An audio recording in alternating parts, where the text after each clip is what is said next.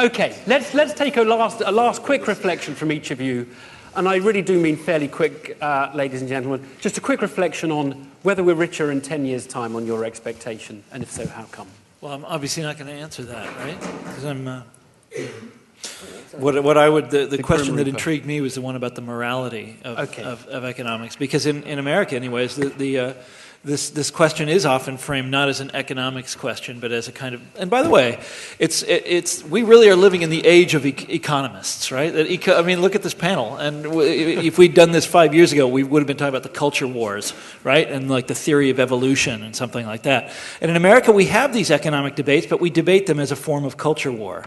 Okay, and there's a large school of thought in American politics that insists we need to let the economy fail. To try to prop it up in any way is immoral. It's time for our day of judgment, as I think it's Senator Rand Paul from Kentucky likes to say. It's time for our day of judgment to run, to do some kind of deficit spending program is flouting the will of the Almighty.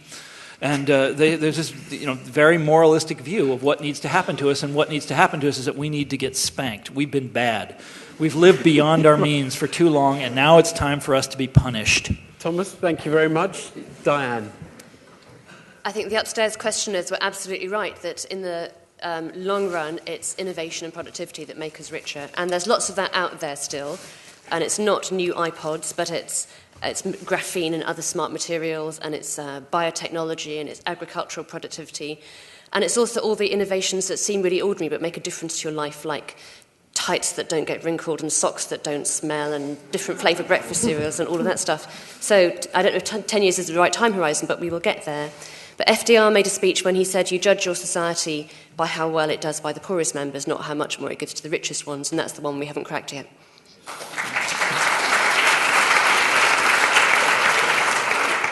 Sir Martin. I think all the government effort should be on generating productive activities which employ people. Unemployment is the big enemy, and you do that by simplifying and the restrictions on employing young people in business, particularly small businesses, which are ridiculously onerous right now, by adjusting the planning system to make it much easier to get planning permission for industries which are going to employ people, by helping the infrastructure, doing the infrastructure, making transportation easier, and by reducing tax on small and medium-sized businesses. And all those need to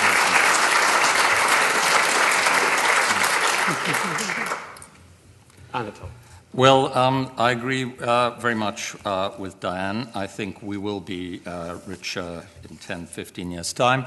I think the key to where the growth will come from is going to be the 5 billion new consumers, increasingly not just producers, that are becoming part of the world economy. They're only 1/10 to 1/5 as rich as we are. They're going to consume more and more. And of course, that will put a lot of strain on the world's resources, but they will be consuming to a large extent products, but also crucially services that we provide. And so it will be catering to the world. But in doing that, we've got to think about what it is that we can provide for the rest of the world. And here I think there is a very controversial issue. The thing that we in Britain have so far over the last, not just 100 years, but over the last 200 or 300 years, been particularly good at providing for the rest of the world is finance, and it is trade, and it is these business services. And I think that will continue to be Britain's most important area of competitive advantage. And the point I would make is that even if finance is a zero-sum game where we're just shuffling pieces of paper with no productive output, if that's what the rest of the world wants us to do, if basically this is a kind of parlor game which the rest of the world wants us to play for it, I think we would be very foolish not to do it. And the last point I would make is that it's easy to say that finance is unproductive and even damaging, but is it actually more unproductive and damaging than making fast cars? Than making Porsches, which kill people, which pollute the environment, and which make a lot of very vulgar noise? I don't think so. I would rather be a banker than a shareholder in Porsche.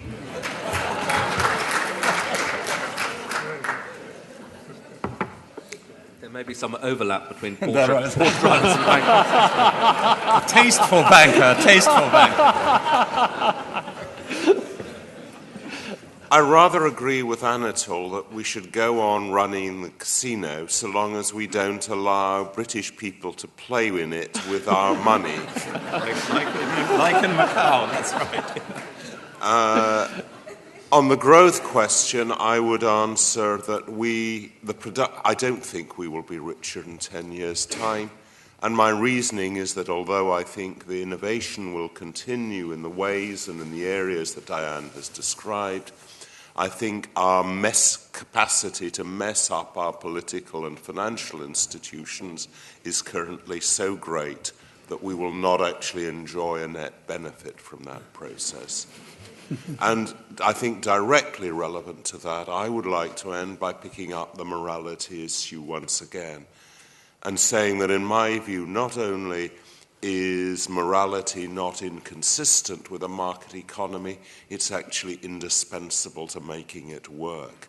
Bear Stearns had a sign over its trading floor that said, "We make nothing but money." And in the long run, the result was it wasn't very successful, even in making that. There should be a lesson there for all of us. Stephen.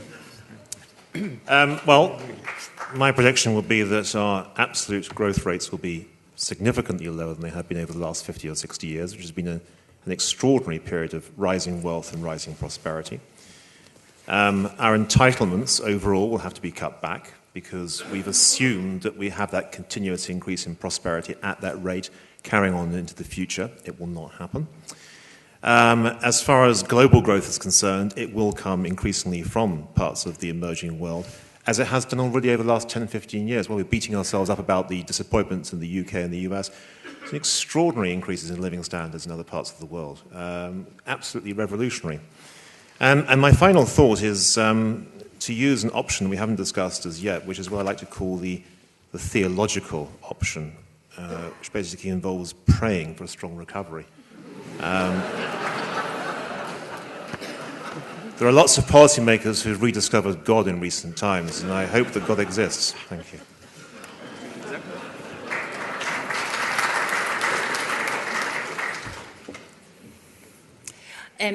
My answer to Evan's question is, in 10 years' time, on a per capita basis, I think Britain could be richer than what it is now if, and this is the engine of growth, if it fakes it and then has real gains in productivity by selling to China and India. And this is what I mean. So without exception, with the exception of one country in Europe, no recovery from recession, no growth has ever come from being harder on your own domestic economy. It's always come from making your currency cheaper, selling more via exports, and that gives you artificial competitiveness in the short term. But the key in a very, very competitive world economy is to fake it first and then to make it real in the process, to really increase competitiveness and productivity through innovation, rebalancing the economy, incentivizing value added, making sure Britain doesn't get relegated. And by doing that, then Britain is in a very good position to continue to sell to the fastest growing economies in the world and the emerging middle class, which is coming from China and India. And their potential is immense. Even Indonesia, which is the smallest of these big countries I'm talking about, its population today is what the United States was in 1980. And the United States powered the world economy with that population, with just 200 or so million people. And China and India have over 2 billion together. And I think that's the future. That's been the key to Britain's success, being very global, very internationally oriented, and that provides the best hope or prayer for growth in the short to the medium term. Last word to Gideon, and then we're out of here. I don't think I have anything very inspirational to say. I think that the world as a whole will definitely be more prosperous and richer in 10 years' time. Unfortunately, I fear the exception to that is Europe, because of the enormous mess that we're going to have to work out through getting the Euro crisis sorted out, plus all the demographic pressures. But I think even Europe in 15 years' time will be okay. But I think we've got a really rough decade ahead. Right. I'm not sure we cracked it, but we had a very interesting time along the way. I'd love to buy you all dinner. I'm afraid I can't. I will for the gentleman who mentioned my book up there. Otherwise, it behoves me to say thank you to you for your questions, to Intelligence Squared for organising it. Apologies for finishing a little bit late. We had so much to get in. But above all, to say thank you very much to the panel.